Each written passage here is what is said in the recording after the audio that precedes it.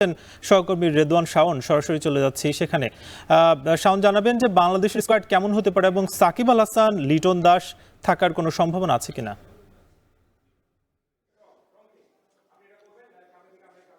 সাকিব আর কিছুক্ষণের মধ্যে চ্যাম্পিয়ন্স ট্রফির দল ঘোষণা করবে বাংলাদেশ ক্রিকেট বোর্ড। নির্বাচক মণ্ডলী ইতিমধ্যে আসলে প্রেস কনফারেন্সের জন্য প্রেস কনফারেন্স রুমের দিকে এগিয়ে আসছেন। তার আগে আমি আপনাদের জানাতে চাই, এবারে চ্যাম্পিয়ন্স ট্রফির আসলে দল ঘোষণা নিয়ে বেশ জলঘোলা হয়েছে। আমরা জানি বিপিএল চলাকালীন সময় তামিম ইকবালের সাথে 3 জন নির্বাচক আসলে মিটিং করেছেন এবং তারা চেয়েছিলেন যে তামিম ইকবাল যেন এবারে চ্যাম্পিয়ন্স লিগটাতে অংশ নেন। কিন্তু আমরা গতকাল জানতে পেরেছি আসলে তামিম ইকবাল শেষ পর্যন্ত নিজের নামটি সরিয়ে নিয়েছেন।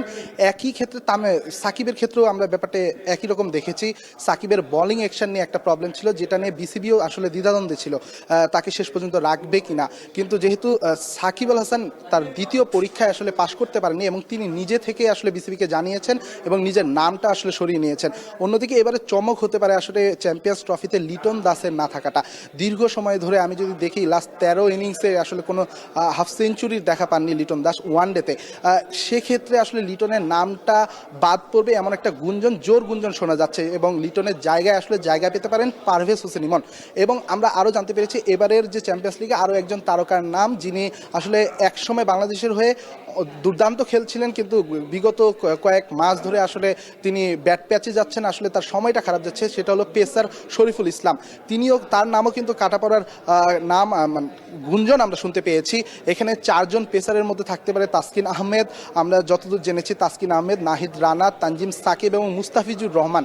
এই 4 পেসারকে নিয়ে হয়তো চ্যাম্পিয়ন্স ট্রফির জন্য বাংলাদেশ দল পরিকল্পনাটা সাজাবে। অন্যদিকে চমক হিসেবে থাকতে পারে এবারে প্রথমবারের মতো আইসিসির কোনো ইভেন্টে আসলে নাম আসতে পারে জাকির আলী অনিক, যিনি আসলে আমরা দেখেছি আসলে 7 নাম্বার বা 8 নাম্বারে নেমে তিনি যে দুর্দান্ত ফিনিশিংটা টানেন, এই ক্রেডিটটা হয়তো তাকে দিতে চেয়েছে বিসিবি এবং সে কারণে হয়তো চ্যাম্পিয়ন্স ট্রফির দলে জাকির আলী অনিককে আমরা দেখতে পারি। আরেকটি নাম আসলে আমরা জানতে পেরেছি, যেটি হলো শেখ মেহেদির নামটা আমরা স্পিনার হিসেবে, ব্যাকআপ স্পিনার হিসেবে শেখ মেহেদির নামটা অনেক জোর গুঞ্জন রয়েছে এবং তিনি আসলে চ্যাম্পিয়ন্স ট্রফির দলে শেষ পর্যন্ত থাকবেন বলে আমরা জানতে পেরেছি। এই ছিল মিরপুর শেরেবাংলা স্টেডিয়াম থেকে আমার কাছে সর্বশেষ তথ্য। পরবর্তী লাইভে অবশ্যই আপনাদের আবার জানানোর চেষ্টা করব সর্বশেষ তথ্যটা। রেদওয়ান শাওন যুক্ত ছিলেন আমাদের সঙ্গে, জানাচ্ছিলেন কিছুক্ষণ পরেই কিন্তু বাংলাদেশের স্কোয়াড ঘোষণা করা হবে চ্যাম্পিয়ন্স ট্রফির জন্য, সেই খবর। এখন ঢাকা নিচ্ছি আরও একটা